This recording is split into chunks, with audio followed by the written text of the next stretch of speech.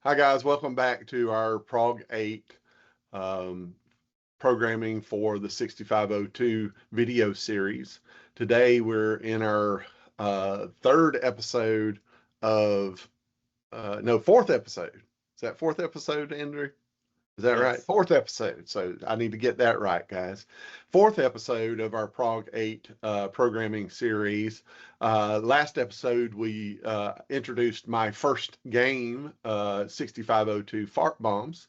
And today, we've moved a little bit further along in the last week or so, and we've cross-compiled it for multiple platforms. Really wanted to showcase one of the great features of Prog8 here, and that is the fact that you can develop for so many different systems.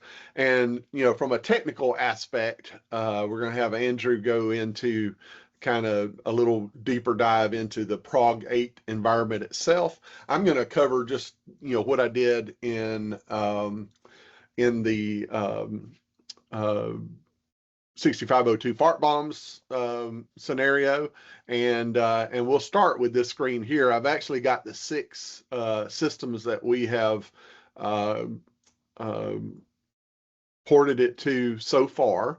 So we've got six different targets here, as we'll call it, and I've got them arranged in kind of chronological order by when they were created, not when 6502 fart bombs was created, but when the machines that it's running on. And so I've got Vice and various other emulators here open, showing. So you can see here that we've got the beautiful PET version of 6502 fart bombs in the beautiful green. Doesn't that just look good, guys? Obviously, this caused me to have to make some changes to the game, in colors and that kind of stuff, because we don't have colors here. So we've got a different cursor now than we had before. And so I'm doing a few things a little bit differently to support this cross-platform. Now, as we go along in this, just know that there's 100 different ways to do this cross-platform idea. And a lot of you could have most of your code be written specifically for the platform and really gain all the features that platform might have to really make it a very robust program under that platform. Or you can do what I did here, and that was to try to make it as cross-platform as possible without having to change very much code. So you could go to both extremes in what you were doing, and it would really just depend on, one, how much effort you want to put in it. I'm kind of lazy, so I didn't take the high effort route. But you also could say, okay, I really want to exploit a platform's abilities and really just use your core game engine being the part that is cross-platform between all the machines.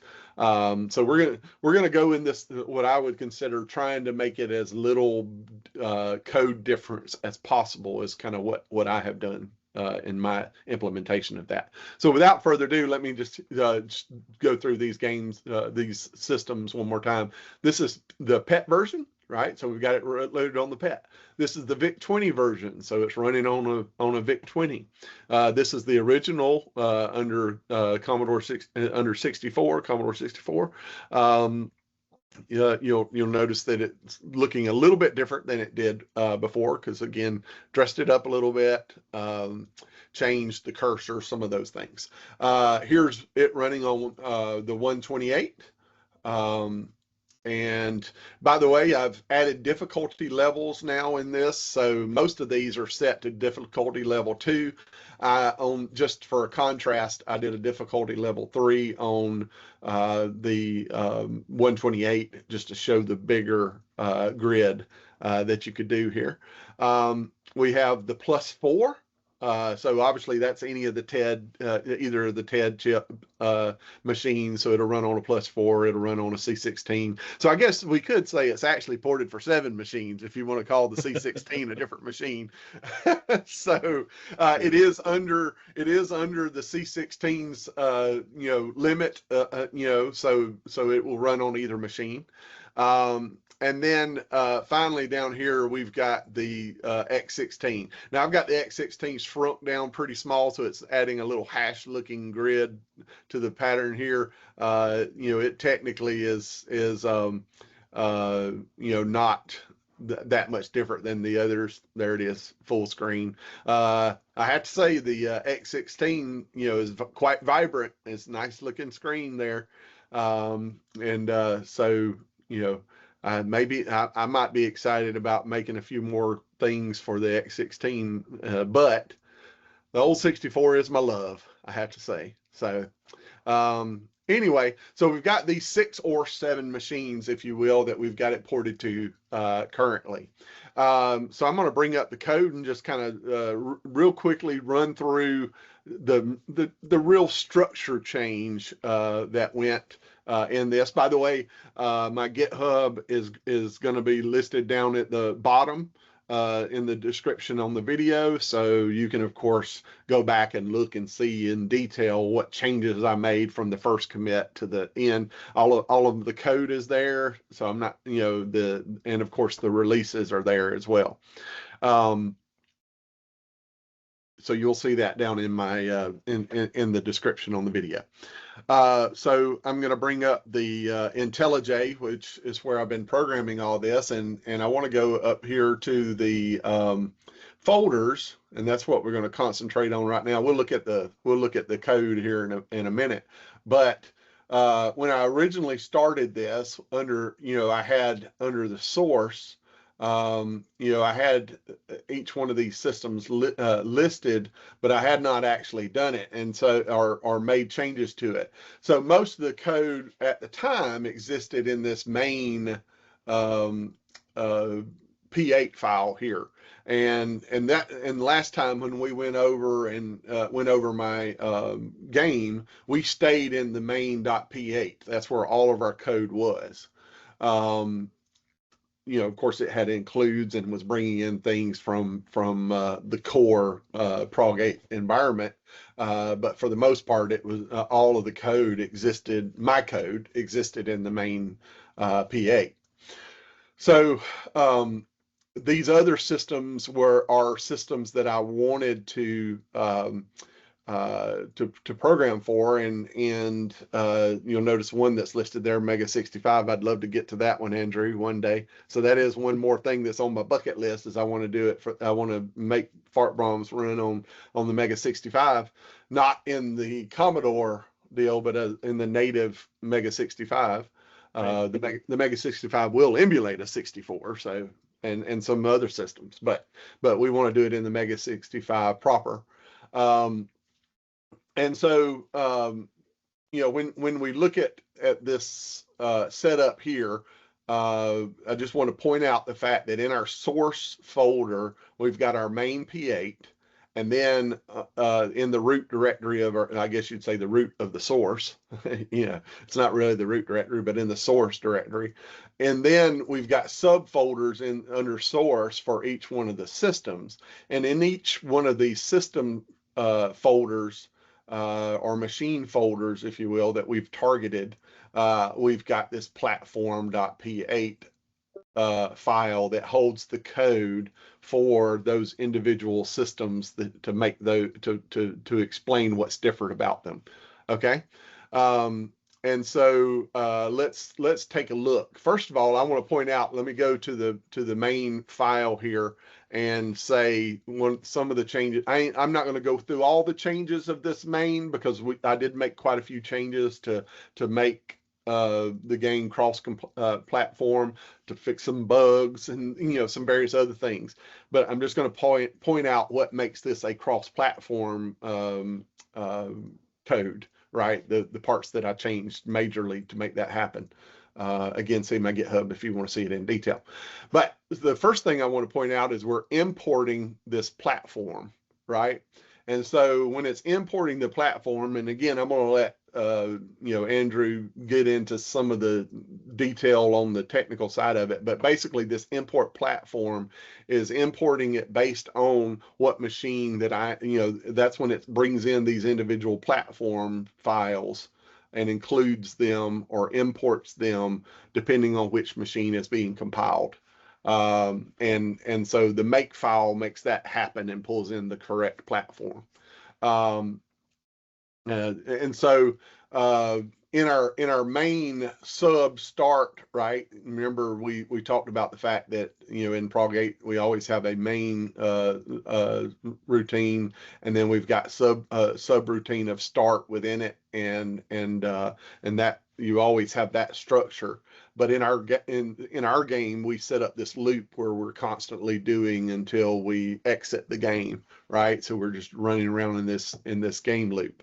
Well, you'll notice a couple of things, but in the original code, I'll just point this one out right here. In the original code, I had this game set board size, and I had hard coded the size for the Commodore 64 in numbers right here on this line, right? What we've done here is we're saying game set board size, and we're looking to the various platform.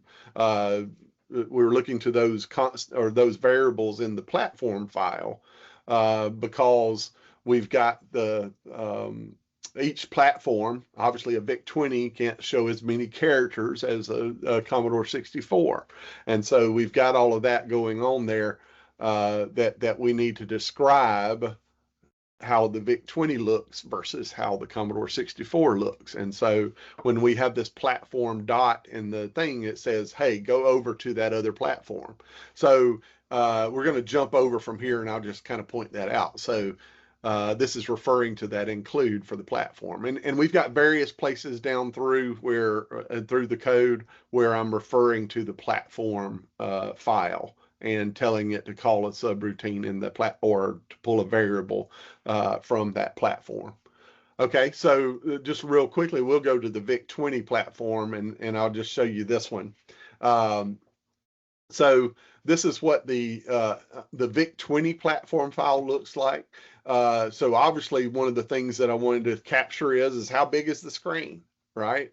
How am I going to draw the screen? And how big am I going to draw it based on the fact that it's this size. So these variables was what was being pulled in by those into the main P8 right here, right? This was being pulled in from right here. Now you'll notice that there's something else that kind of looks a little bit different, and that is there's multiple values inside for each one of these. I changed these to an array to support the difficulty levels.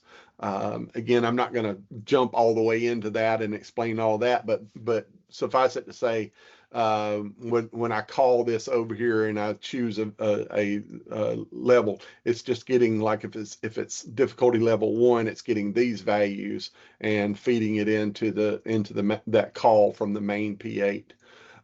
If I choose difficulty 2, it's getting the center value and importing it and making the size different. So if it's difficulty 1, it's a 12 by 12 grid. If it's a difficulty 2, it's an 18 by 16 grid. The largest is a 22 by 16 because we can't really go much larger. We can't go larger than 22 for a VIC, right? Because then we would be exceeding the deal. The other thing in the platform file that you see here is the init.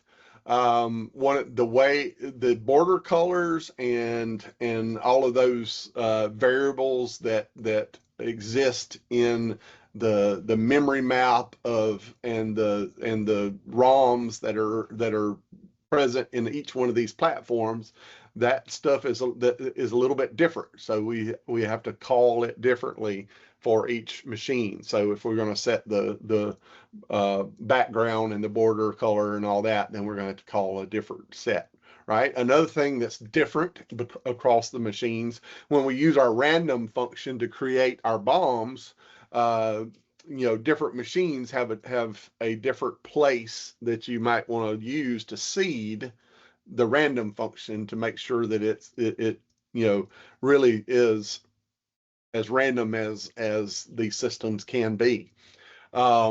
And so, you know, depending on if you're on the 64, you're going to look in a different memory location to maybe pick something out, or a different time module, or whatever you may be using to seed in your randomness. So they're going to be different on every one. Then and so in this particular one, we're using the, you know, the doing the seed here, and then we also are doing our blink timer. One of the things that's changed from the last version to this version is on the 64, the very first version that we went over in the last episode, I was using color to highlight where the cursor was on the screen.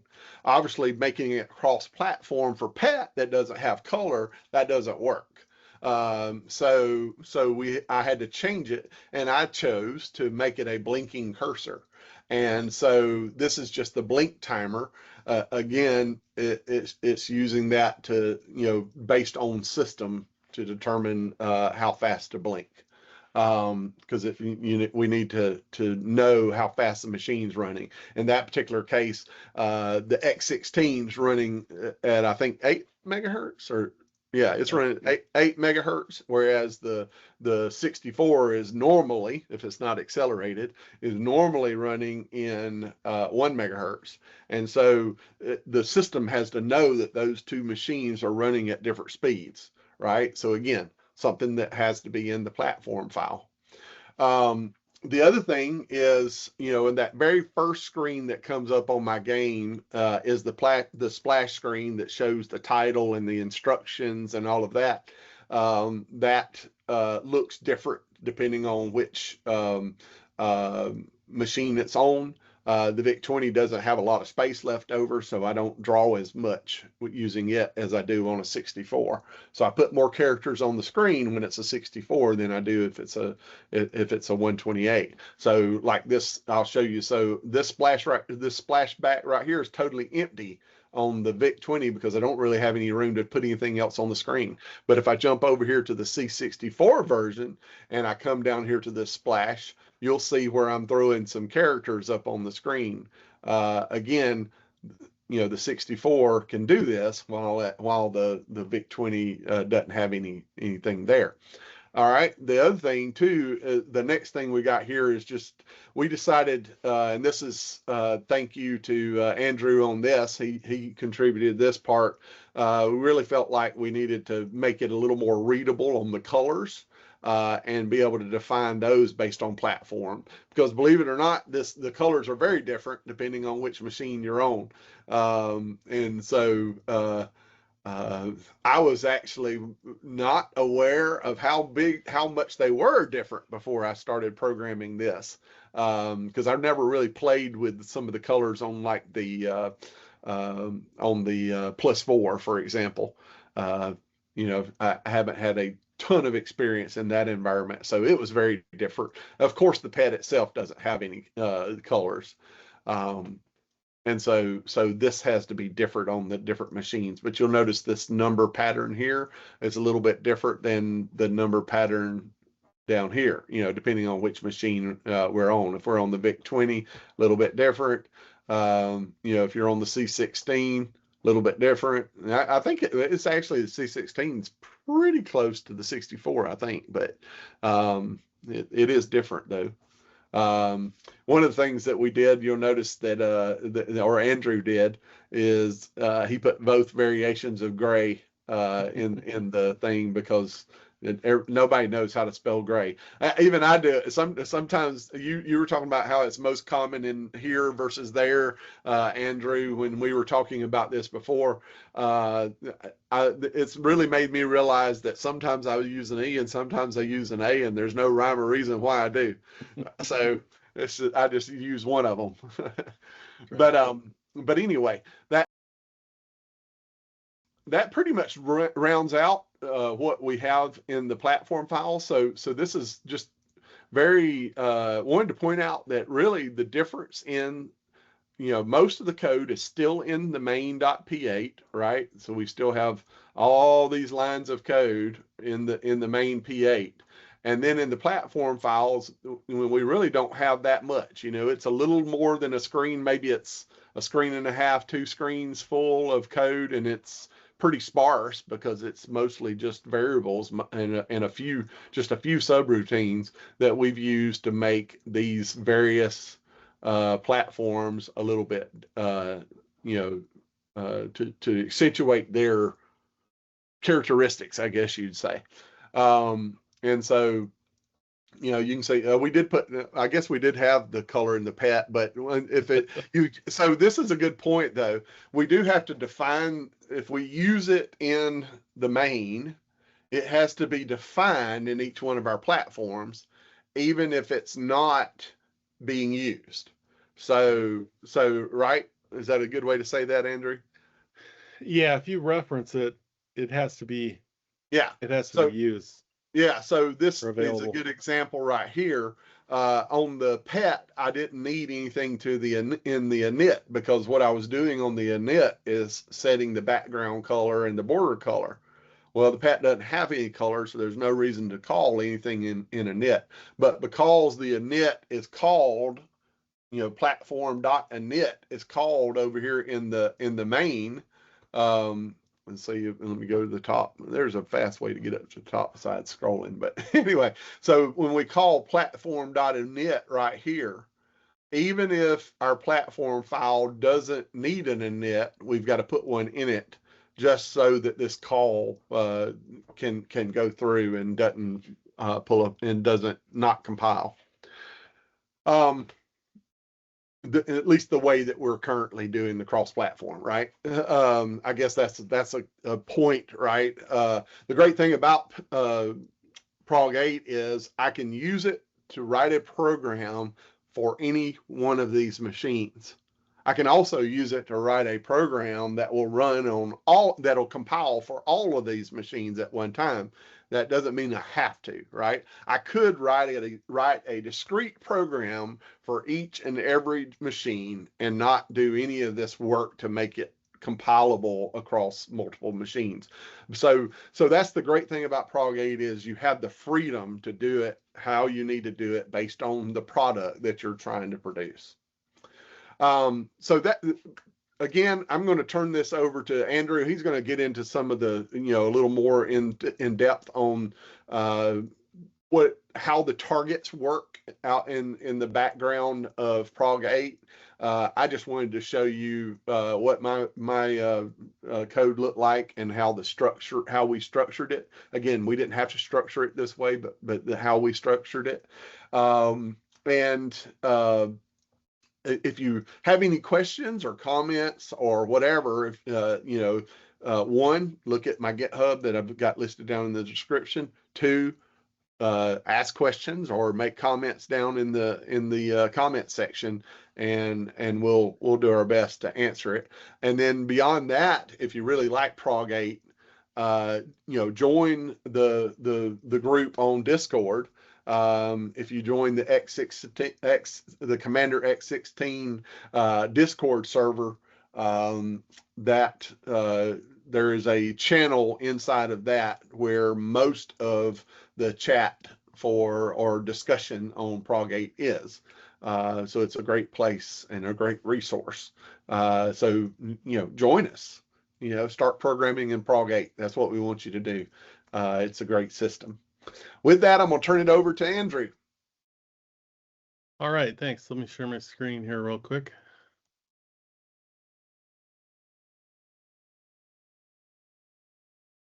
Can you see this all right? Yep. Okay. So I was just going to somewhat briefly talk about the different platforms, or the targets as we call them.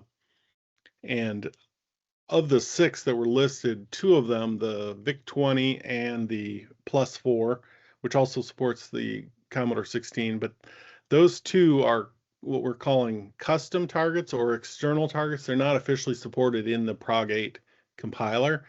They're something that I had implemented, based on like copying the C64 support and modifying it to support the Plus4 or the Vic-20. And they're an external repository. though I will be doing a pull request on the main Prog8 compiler to get them into and they're in like the examples custom targets directory. But what that means is I'm just showing you here in this compile or make file is that when you specify a target in Prog8, normally you would do like dash target, C64 or CX16. These are the built-in ones, so they just have a target and then the name. The ones that are custom have, and this separator is really just a portable thing for Windows and Linux, so it's either a backslash or a slash, depending on the platform. But the target is defined as a file name, which is a Java like .properties file. And so here, these are the two, commands for the +4 custom target or the Vic-20 custom target. And then this Vic-20, we actually have three, which is the unexpanded Vic, the +3K, which is this one, and then the +8K or more target. And so that's how you would use them. Well, if you think about it, this is referencing a file. So of course we have to have that file here locally to compile that because it's not built into the compiler. And so that, if we look on the left here, we have this config directory. And these are the custom targets that I have in my repository. These Vic-20 ones are the ones that we're using, in particular this one. And then this +4 is the other one that we're using. These others aren't yet supported, and they're just happen to be in my repository. So we can look at this real quick. And essentially what you do is you're defining, what's going on, like how much RAM, what target, or what encoding, what the load address is. There's a bunch of zero-page configuration, IO register configuration, a number of those things. But that's just the unique parts of that platform. And that defines, the machine kind of. Then we have libraries, and in this case, that's kind of where the hard work is. We have to get, so in this case, Sam is using the text IO library mostly, which is allowing him to draw on the screen with text. Well, using text IO, which is supported across all the platforms, makes it super portable because you just, say like move to this spot on the screen, which is a plot effectively, and then draw something in this color or whatever. So to support a new platform, we just have to implement those. And so that's where the +4 and the Vic-20, we have these standard library modules, which are normally included with the compiler for like C64 or Commodore X16. But in this custom target, they're implemented separately. And so in order to compile this and use it, you just need to check out my repository. And then on Linux and Mac, you can symlink it into this directory, or on Windows, you can just copy these two directories in here, which my project is here, and it just has this config directory and this library directory that I copied over to this other project. But you don't really need this to use 6502 fart bombs, but if you want to compile it, or if you're considering targeting some new platform or your favorite 6502, because that is the name, this is where it might need a custom target, or you might want to use one of the targets I've done, and then you need to, essentially configure your thing to use them.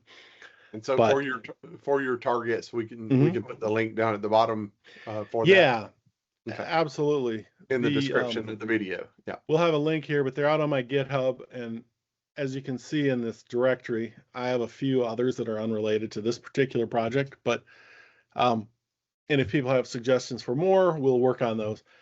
But we're going to have a future video where we go into more detail about creating an actual custom target. We might talk about, Vic-20 or +4 or Mega 65, and that will, go a little bit more in depth as to what's involved in porting Prog8 to a new hardware platform.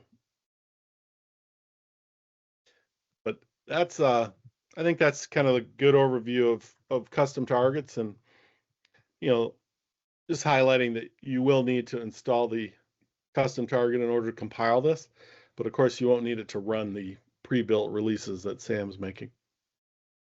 Right.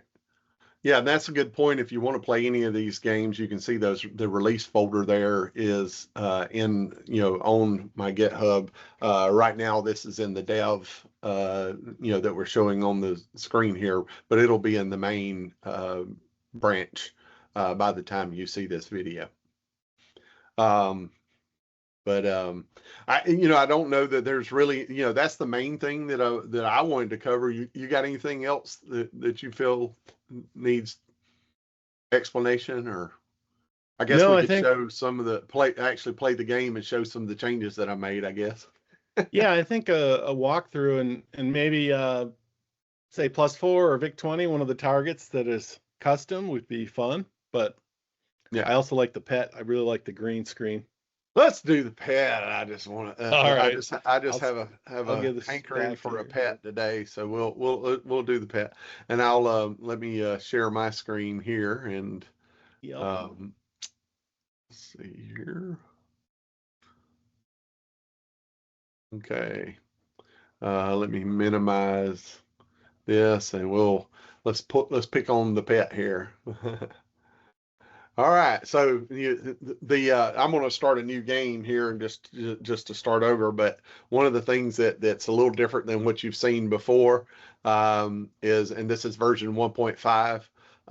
Also, Andrew helped me enough that I decided he should have his name up there. So Thank you. anyway, so I cleaned up some of the object instructions here again to try to make it more concise and to fit even on a small VIC-20 screen. And then we added these difficulty levels.